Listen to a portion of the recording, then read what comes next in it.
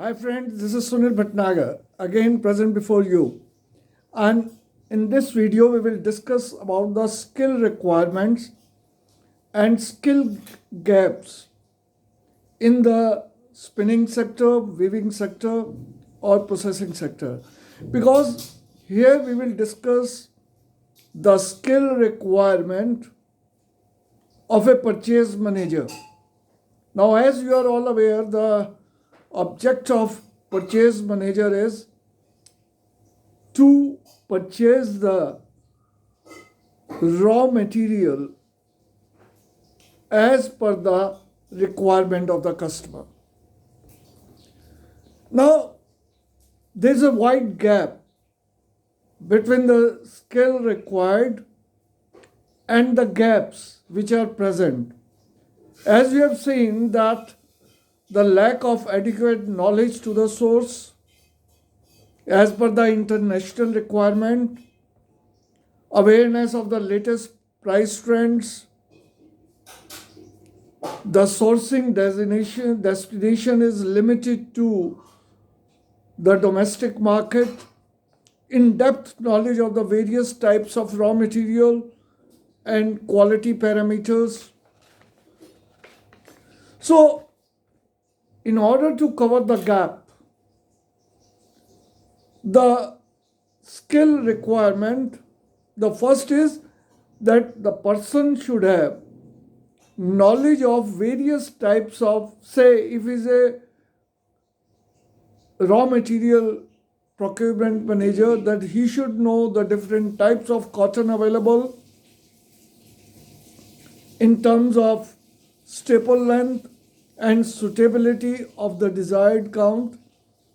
उसे नॉलेज होनी चाहिए कि वो कौन सा रॉ मटेरियल किस टाइप ऑफ क्वालिटी के ऊपर प्रोड्यूस करे. जैसे स्विंग थ्रेड के लिए अलग टाइप की कॉटन चाहिए, निटिंग के लिए अलग टाइप की रिक्वायरमेंट होती है, वीविंग के लिए अलग होती है, इंडस्ट्रियल यार्न के लिए अलग होती है. Knowledge of various types of cotton defects, material के अंदर क्या टाइप के डिफेक्ट्स आते हैं. फॉर एग्जांपल, जो कॉटन क्रॉप होती है ये it is affected by rain. अगर रेन कम होगी, बारिश ज़्यादा होगी तो क्वालिटी अलग हो जाएंगी. ब्लैक डॉट्स होते हैं, कलर उसके ऊपर डिपेंड करता है. द क्वालिटी ऑफ कॉटन, ये सारा अगर हम सही ढंग से परचेज अगर करेंगे तभी वो हमें जो है रिक्वायरमेंट करेगी. साथ ही साथ उसे awareness of the latest trends in the market और उसके हिसाब से एंटिसिपेट करना प्रोक्योरमेंट को. जैसे अगर हम एग्जांपल बात करें कि अगर कॉटन प्रोडक्शन किसी पर्टिकुलर ईयर में कम हुई है और हमें पता है कि इसका प्राइस बढ़ने वाला है, तो नेचुरल है कि उसे पहले से स्टॉक करना चाहिए. उसके अंदर नेगोशिएशन एंड कम्युनिकेशन स्किल्स भी होनी चाहिए जिससे कि वो ट्रेडर से सही ढंग से प्रोक्योर कर पाए. जैसा हम जानते हैं कि आजकल जो कॉटन है वो नॉट ओनली हम डोमेस्टिक मार्केट में परचेज करते हैं, मगर हम फॉरेन से भी परचेज करते हैं तो उसे इंग्लिश आनी चाहिए, वो कंप्यूटर फ्रेंडली होना चाहिए और साथ ही साथ उसके अंदर आगे बढ़ने के लिए सीखने की चीज़ें होनी चाहिए. क्योंकि ज़्यादातर हमने जो फैक्ट्रीज जो हमने देखा है इंडस्ट्री के अंदर, जो रॉ मटेरियल मैनेजर जो हेड हम रखते हैं वो टेक्सटाइल के बारे में नहीं जानते. He is a non textile person. वो इकोनॉमी जो है, इकोनॉमिक्स को पहले ध्यान रखते हैं और यही कारण होता है कि जब वो रॉ मटेरियल परचेज कर लिया जाता है और डिपार्टमेंट के अंदर भेजा जाता है तो वहाँ पे लैब्स उन्हें रिजेक्ट कर देती है. आज अगर हम 2021 में प्रवेश कर चुके हैं और हम चाहते हैं कि वर्ल्ड के अंदर हम बढ़िया चलें, तो हमें जो प्रोक्योरमेंट मैनेजर का जो नज़रिया है वो एक बिगर प्रोस्पेक्टिव से सोचना पड़ेगा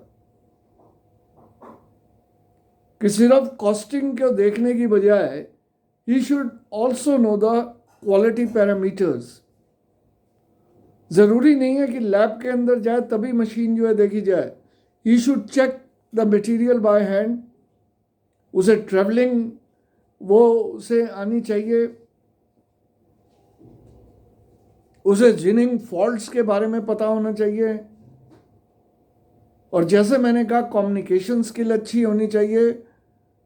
तो जब भी कोई, अगर हम ठीक है आज के टाइम में हम जो भी हमारे पास रिसोर्सेज हैं, मैन मटेरियल मशीन की बात करते हैं, तो उस आदमी को हम ट्रेनिंग के ज़रिए हम जो है इन चीज़ों को बता सकते हैं कि जो प्रोक्योरमेंट मैनेजर है वो डिपार्टमेंट के अंदर आए और वो देखे कि मैंने जो मटेरियल परचेज किया है वो किस प्रकार से प्रोसेस के अंदर चल रहा है, उसकी रिकवरी कितनी आ रही है। So thank you friends, this is all for today. I hope that you will like this particular topic.